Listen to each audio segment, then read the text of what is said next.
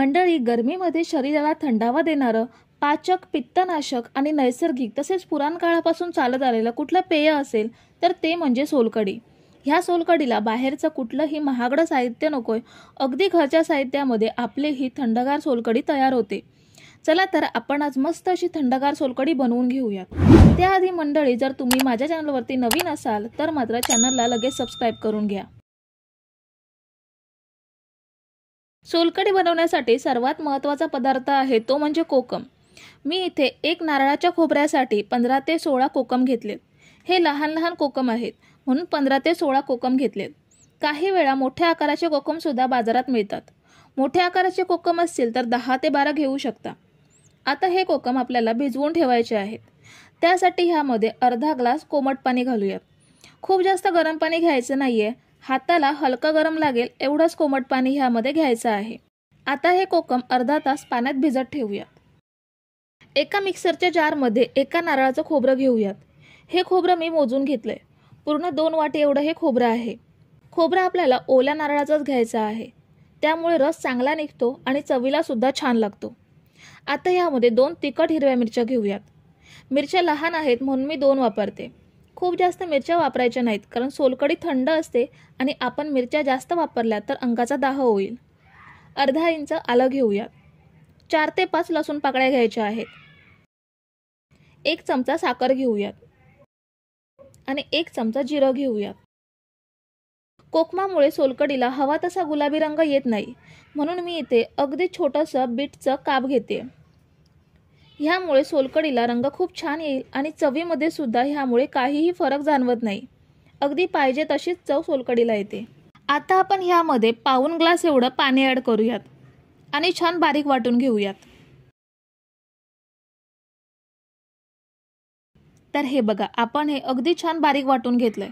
आता आपल्याला हे गाळणीने गाळून घ्यायचं आहे। एका भांड्यावर गाळण ठेवून ह्यामध्ये वाटून घेतलेलं मिश्रण घेऊयात आणि ह्यामधून चमच्याने दाबून आपल्याला ह्यामधील रस वेगळा करायचा आहे। तर हे बघा, आपण ह्यामध्ये एकदा वाटून ह्यामधला रस वेगळा केलाय। आता पुन्हा आपल्याला हे गाळणीमधील खोबरं मिक्सरच्या भांड्यात घेऊन पाऊण ग्लास एवढं पाणी ॲड करून वाटून घ्यायचं आहे। वाटून घेतलेलं खोबरं पुन्हा गाळणीमध्ये घेऊन ह्यामधला रस वेगळा करून घ्यायचा आहे। असंच आपल्याला पुन्हा गाळणीमधलं खोबरं मिक्सरच्या भांड्यात घेऊन पाऊण ग्लास एवढं पाणी ॲड करून बारीक वाटून गाळून घ्यायचं आहे। तर हे बघा, पहिल्यापासून 3 वेळा आपण हे मिक्सरला लावून छान असं नारळाचं दूध वेगळं करून घेतलंय। गाळणीमधील हा चोथा हाताने चांगला पिळून बाजूला करायचा। हा बघा, सगळा चोथा आपण रस पिळून बाजूला केलाय। हा चोथा टाकून द्यायचा नाहीये। ह्याचा वापर आपण इडली डोशाच्या चटणीसाठी करू शकतो किंवा माशाच्या कालवणाच्या वाटणामध्ये सुद्धा हा चोथा आपण वापरू शकतो। आता आपण अर्धा तास भिजत ठेवलेलं कोकम सुद्धा छान भिजलेत। ह्यांना हाताने स्मॅश करून घ्यायचे, म्हणजे कोकमचा सगळा अर्क पाण्यामध्ये उतरतो। आता हे कोकमचं पाणी आपण नारळाच्या दुधामध्ये ॲड करूयात। आपली चहाची गाळण असते त्यामध्ये हे गाळून ॲड करूयात। कोकम गाळून घेतल्यावर कोकमचा चुरा पुन्हा आपण मच्छी फ्राय करायच्या आधी मच्छीला लावू शकतो किंवा मच्छीच्या कालवणामध्ये सुद्धा हा चुरा वापरू शकतो। आता चवीनुसार मीठ ॲड करूयात आणि छान सगळं एकजीव करून घेऊयात। तुम्ही जर इथेपर्यंत रेसिपी बघताय तर तुम्हाला एक विनंती आहे की व्हिडिओला एक लाईक जरूर करा। सोलकढी पिताना घशाला बारीक कण लागून ठसका लागू नये म्हणून पुन्हा एकदा आपण हे चहाच्या गाळणीने गाळून घेणार आहोत। तर हे बघा, चहाच्या गाळणीने गाळून घेतल्यावर खोबऱ्याचे 2 चमचे होतील एवढे बारीक कण वेगळे झालेत। आता ह्यावर कोथिंबीरीची कोवळी पाने बारीक चिरून ती ॲड करूयात। आपली सोलकढी तयार आहे।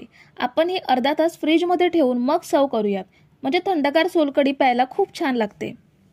कोकणात चिकन, मटण, मासे खाल्ल्यानंतर हमखास ही सोलकढी पिली जाते। तर आपली थंडगार सोलकढी तयार आहे। आपण एक ग्लासमध्ये ओतूयात। तर मंडळी, रेसिपी कशी वाटली हे कमेंट करून नक्की सांगा आणि व्हिडिओला न विसरता लाईक करा। रेसिपी तुमच्या मित्रमैत्रिणींसोबत शेअर करा आणि चॅनलला सबस्क्राईब केलं नसेल तर लगेच सबस्क्राईब करून घ्या। थँक्यू।